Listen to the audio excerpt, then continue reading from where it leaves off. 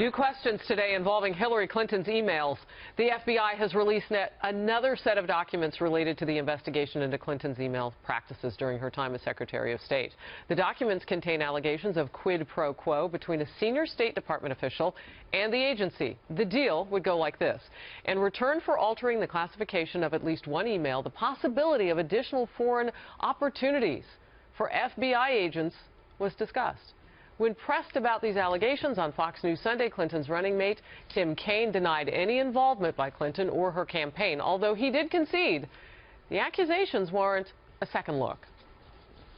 Absolutely not. I have no knowledge that that happened. Absolutely not. So you do see classification of information change for very legitimate reasons. So that would be something that you'd definitely have to look at.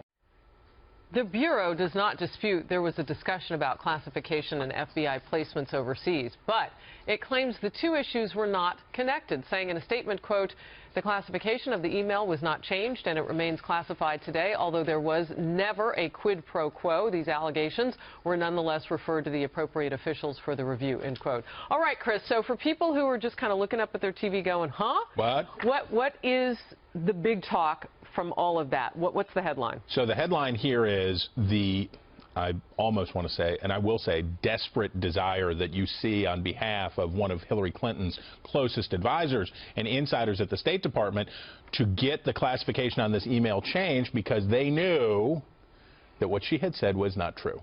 That when she said, "I never received or sent any classified," it's like, nah, bro, that's not true. And so they're trying to get it fixed. So if you help me change what the email was marked, then you'll get a cushy job in some foreign country. Well, am I oversimplifying it? No, it creates more room for the FBI agents who are already overseas, so they get nicer offices. So the FBI wants slots. Everybody wants a slot at U.S. embassies overseas. We do? The State Department. Well, sure, if it was a good enough gig, like if it was like to Barbados and like cultural attaché, like I'm in. With you. Right, but the reality is that the CIA, the FBI, all of these law enforcement, national security, and other aid, I suppose the National Oceanographic Administration does too.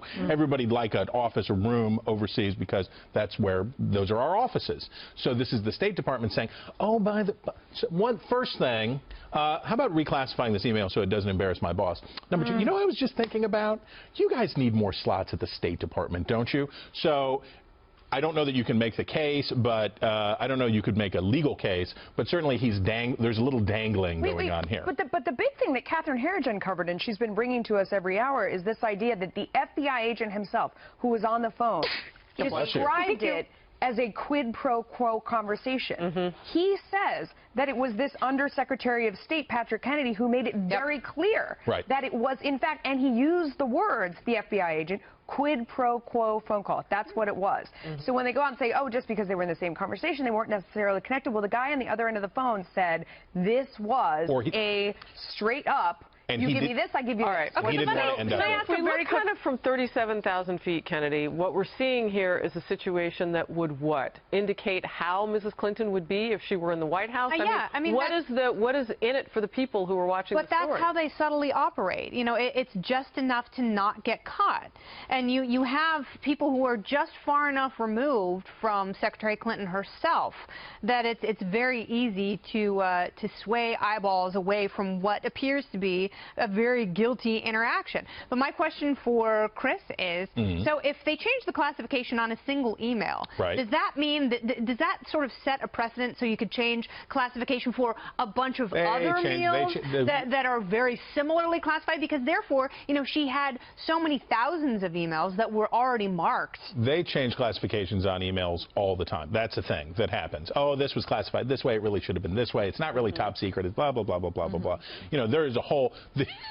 You would be appalled to see how many human beings are involved in the clerical paperwork aspect. You know, when they meet a lady. I would be appalled. We have so much digital. Why is the government so slow in pushing paper? And I'm sure when they meet ladies in bars, they say that they're secret agent men. But what are they really doing? Is they're like, well, we're going to mark that C down to an I, and then we're going to move it over. By the way, Mrs. Clinton has no idea what that C stands for. All right, so Congressman Jason Chaffetz, who's been briefed on these FBI interviews. interviews. To quote him exactly, this is a flashing red light of potential criminality. Obviously, we're not going to be able to deal with that aspect today, but we are going to be able to look at the political impact today. How does this affect Hillary Clinton? We can talk about this all day long, but does it have any impact 3 weeks out from Election Day? Kennedy said it best.